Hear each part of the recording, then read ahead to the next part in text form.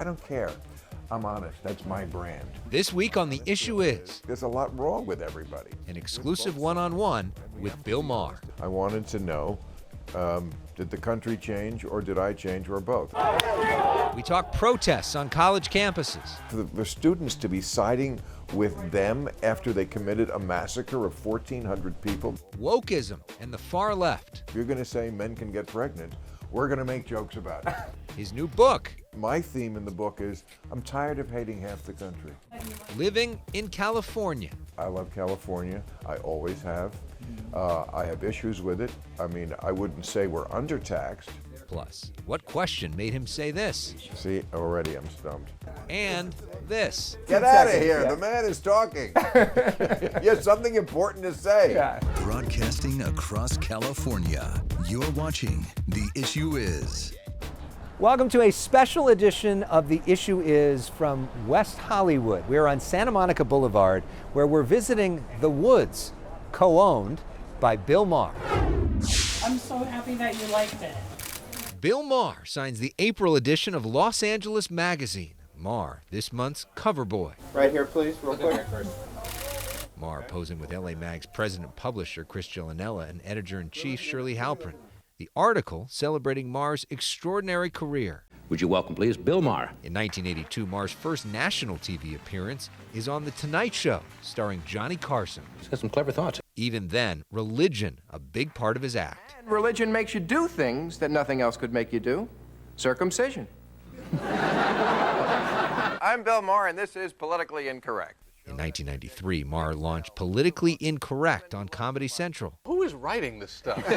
The idea, one panel, multiple perspectives. If you're scoring at home, congratulations. The show moving to ABC in 1997, but canceled in 2002 when some advertisers thought Maher was a little too politically incorrect, less than a week after the September 11th terrorist attacks. We have been the cowards, lobbing cruise missiles from 2,000 miles away. You just make up. You do. By 2003, Bill back on TV. I got ever more cranky about stupid things that people were doing. Launching Real Time on HBO, now in its 22nd season. Ooh, look at you. His signature bit since week one, new rules. New rule. New rule, someone needs to tell the people who block traffic in the name of a cause, no one likes you. It always ends with an extended editorial. Less about the cause and more about me. Look at me. Watch me. And if you like the way I'm fighting injustice, remember to like and subscribe. Those editorials now compiled together in a new book. What this comedian said will shock you. I think we are witnessing kind of a Bill-essence. I think you are having a moment. Since 2022, he's also hosted the largely non-political podcast Club Random, featuring a wide variety of guests. Club Random. He's now in business with one of them, Woody Harrelson. I'm going by the woods. Maher, a minority owner of the Woods WeHo, a cannabis consumption lounge behind a cannabis dispensary. The space includes cabanas near what feels like an urban jungle full of plants, fish, and birds. We spoke inside one of those cabanas. Bill Maher, Hi. welcome to The Issue Is, and thank you for having us here. This is such an incredible spot. That's one of the things I've been trying to sell. You know, Woody Harrelson bought this place, and he wanted John McEnroe and I involved. You know, he said, you guys smoke pot with me, and there's a space for you. And so we threw in, and we've yet to see money because this place is run by stoners. But people should know it is. I mean, look, wouldn't you like to smoke pot in this room? It's It has all these little bungalows. It's a pot store with a kind of a jungle in the background, Right. and all these areas where you can go up and, I mean, there's fish, there's vegetation. It really is a great place if you want to, you know, get high at the store. It feels like an oasis in the It middle really of West is, Hollywood, in the middle which of is really cool. Santa Monica Boulevard. Which is wild. And congrats as well on the cover of LA Magazine. Thank and congrats you. on the book, Thank you. which is what this comedian said will shock you. Yes. And it's a combination of your commentaries at the end of Correct. Real Time with Bill Maher. Yes, for years people have been telling me I should put these together in a book, and They were right. I resisted, but they were right, and I was wrong. And it does make a really good book. I would say it's an encyclopedia of every damn good thing I've said in the last 20 years. I went through everything. I took out the best. I put them in chapters that made sense. And you can read it like the Bible every night. Put it by your bed and read it like the Bible. There's something on every subject. As you went through that process and looked at everything Right. over the years, what did you learn about us as a country, and what did you learn about you in terms of your evolution? Well, that's an interesting, good question, because that is one of the impetuses I had for doing the book. I wanted to know, did the country change, or did I change, or both? And of course, it is probably some of both. But I mean, I addressed this very at length in the introduction because I wanted to do this excavation, and I think, honestly, the country changed more than me. The politics changed. When Obama was president, the left was not funny. Obama was not funny. Good, great. The president was not a buffoon. And there was very little place to make fun of, you know. And then wokeism came along, which I go into length, is not an extension of liberalism mostly. It started out as a noble thing, alert to injustice. We're all for that, or we should be. But then it veered off into some really weird areas, and they just took everything 10 subway stops too far. And so it gave, you know, first of all, comedians a lot to work with. You know, if you're going to say men can get pregnant, we're going to make jokes about it. You're going to leave it open, okay? Right. So the left got funnier. I'm a comedian. I'm not going to leave that on the ground. Right. And they deserve to be fed up. Now, of course, I still think the right is the greater threat. They don't truly anymore believe in democracy. They seem to have this idea that elections only count when we win. Certainly the guy they threw their lot in with, Donald Trump, believes that. They've never been too good on climate change. They've always been too religious for me. I mean, they have their things too.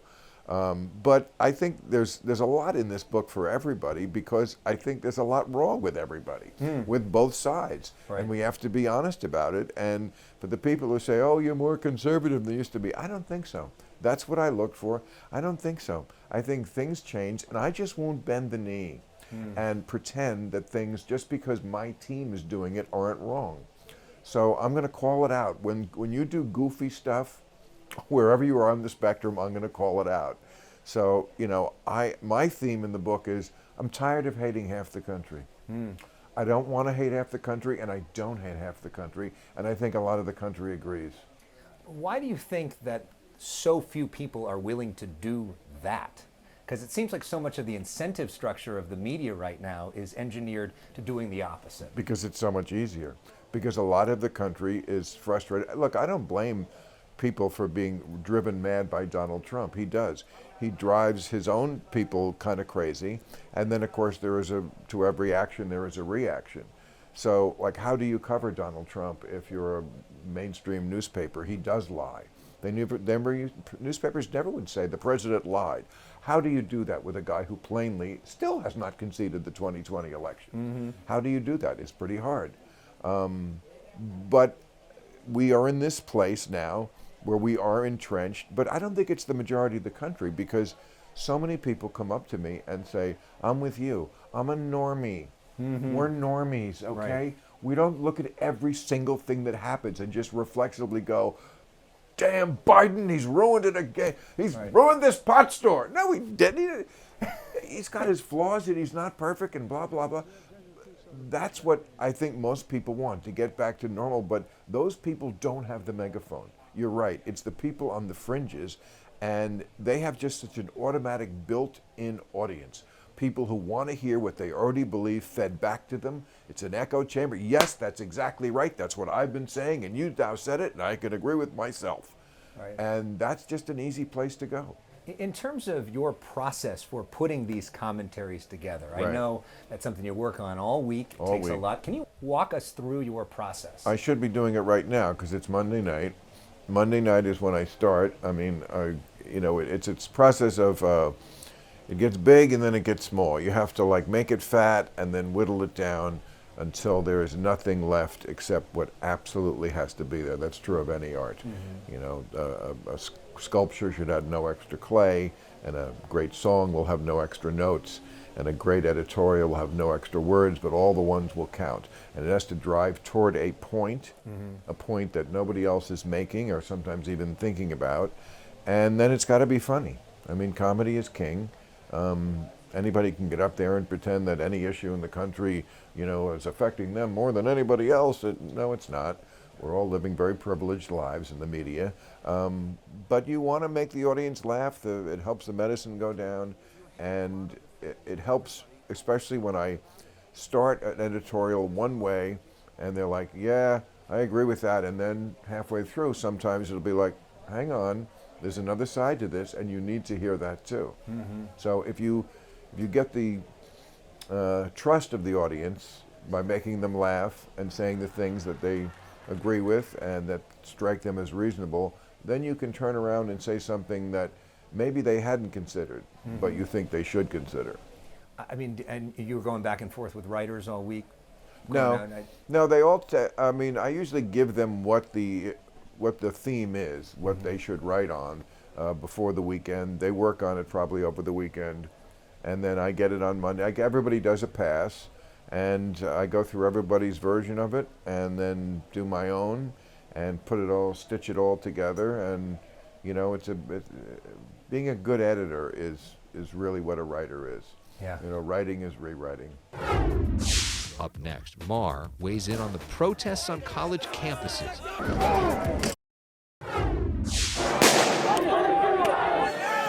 On a week when chaos on college campuses took center stage, we catch up with HBO's Bill Maher. I know last week's commentary was about the students on campus and this activism here.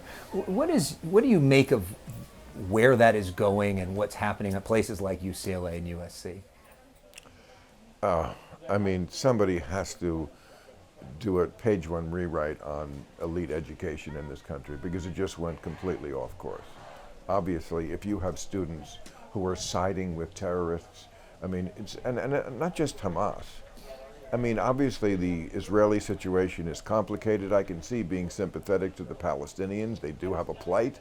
I mean, they do have a story to tell. It's valid. We're not going to go into all that. But Hamas is a terrorist organization. The people who hate Hamas the most are the people who live under their rule, the Palestinians who live under their rule. So for the fact that for the students to be siding with them after they committed a massacre of 1,400 people, the most brutal massacre we've seen in memory of mine, and then a few weeks later they started going through the old writings of Osama bin Laden.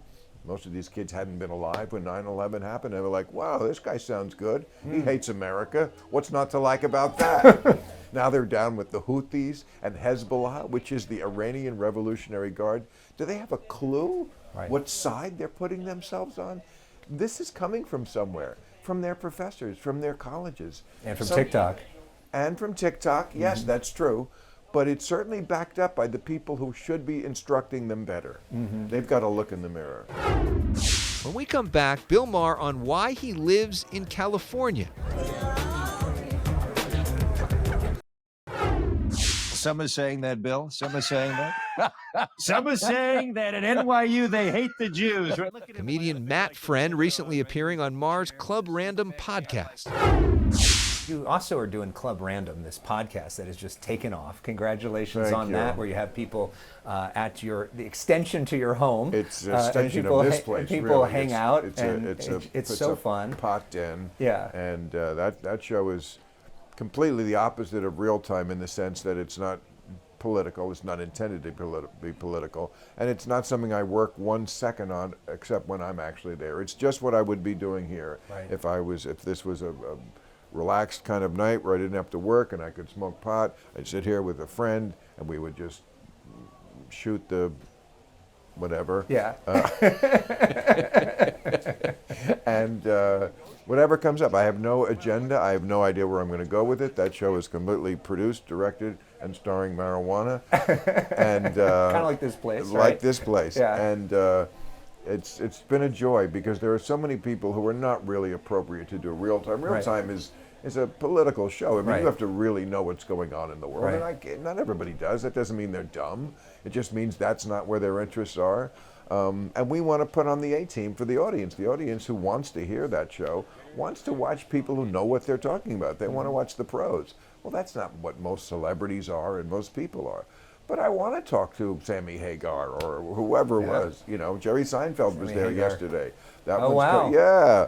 How cool is that? Oh, great. I mean, that's a friendship of 45 years. So, you know, whether I'm talking to somebody I've known forever and we're getting together in a way where we're always starting with, we should do this more often and this is a great reason to do it, or it's somebody who I've never met, then I think it just, either one is just a pleasure. It's a pleasure to get to know somebody, and it's a pleasure to get to like hang with somebody I know real well. And as a Californian, we're the California show.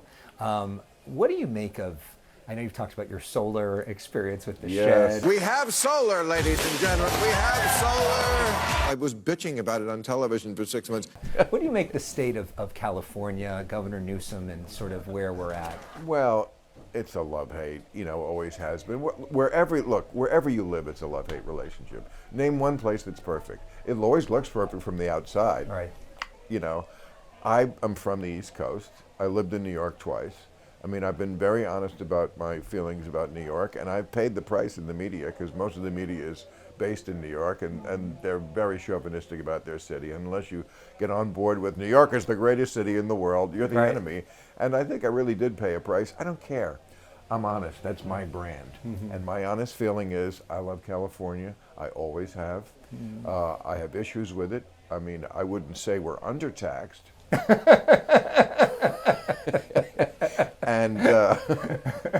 And of course, you know, the regulations. I once wanted to cut down a tree in my yard. There's 100 just like it. You can't do that without, I had to get the approval of the Environmental Review Board, the city, the states, the Parks Department, the Fakawi Indian Tribe, the UN Security Council, and the 11 Berkeley students who are now living in the tree. Right.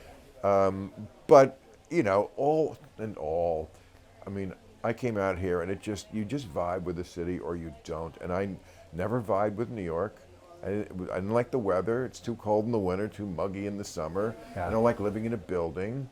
I didn't get along with the girls. California, it's my cup of tea. I love it. So, you know what? You say what you want about me at California or this state or whatever. Why does everybody live here? Everybody who can lives in this city. You'll be shocked at the people who you don't think live here. You know, you think, oh, Johnny Depp, sure, he's got a place in France. No, he doesn't. I mean, he does, but he lives here. Right. Everybody lives here. Why does Jay-Z live here? He can live anywhere in the world. He lives here. You know what I mean? I mean, there's something to it. When we come back, Maher plays personal issues and answers some questions he's never been asked before. See, already I'm stumped. And we wrap up with something real fun. This is 30 seconds rapid fire stuff of your cultural favorites. Okay, it's called personal issues. I'm warning you, I'm always bad at rapid fire. Okay, so take your time then. What Bob Costas, Harvey Levin say Real Time is their favorite TV show. What's your favorite TV show? See, already I'm stumped. This one? This one. The issue is, what's your favorite book of all time? You know, I loved Heart of Darkness. I haven't read it since college. It's probably one you get canceled for liking now. In college, it was good. Yeah. Favorite sports team, I think we know what that is, right? Well, I was a part owner of the Mets. Right. So I got to go with the Mets. And who is your role model? Again, see, I should have answers to these questions. I'm 68. I haven't thought about who my role model is. I don't know. I don't know. Yeah, I mean, I guess different people for different things. There are people I admire who I think are, like, I just looked at who's better than me at things. You know, like Obama. I couldn't do that. I couldn't get elected president. I certainly couldn't get elected as the first black president. I mentioned Jerry Seinfeld, Jay Leno. They were like mentors to me when I started because they were a little older. Yeah. And like they always stayed exactly who they were. You know, they were never seduced by the great success they had, and they always were like more mature than me, certainly, and the other comics, and just led a life of exemplary behavior, which is not always something I can say about myself, and certainly most of the comics I know. I will just say this in terms of you, honestly, are one of my role models. Oh, I appreciate it. You're one of the reasons that I got into this business. Oh, thank you. Our show is based off of, okay, I'll just finish this nice moment and then we'll end it. Don't interrupt this, for crying out loud. This is the part we want to get on tape. This is the 15 Get out of seconds, here. yeah. The man is talking. You have something important to say. Yeah. Shoo. I'll just say this. No, I appreciate that. Honestly, like, your show is one of the reasons, watching Politically Incorrect and watching Real Time is one of the reasons that I got into this business. That's great to When we hear. launched the show, The Issue Is, our set design was based off of Real Time. Our sound, our music was based off of Real Time. And you have, I think what you do in trying to bring people together and talk about things and show both sides and have an actual conversation is so important. Thank you. And honestly, you've changed my life in such a big way, and I think have changed so many other people. That is the nicest thing I've heard in a long time. Honestly. I really appreciate So, it. I know it's heartfelt. thank you from the I'm bottom sure of my we'll heart. see each other in the future, because I think you got a big future. Thank you very much. That I means a lot. appreciate- Bill yeah, Maher, thanks so okay. much for Thank coming on you. The Issue Is. Our thanks to Bill Maher for a conversation I'll never forget. Also a thanks to the folks here at the Woods for hosting us. All right, we got lots of plugs to get in. This cover of LA Magazine is on newsstands now. You can pre-order Bill's book right now, which comes out later in May. You can watch Bill on Real Time with Bill Maher Friday nights on HBO or on the Max app. And you can listen to or watch Club Random podcast on YouTube or wherever you stream your podcasts. Is that enough plugs? Okay. Thank you for watching The Issue Is. We really appreciate it. We'll see you next week with more.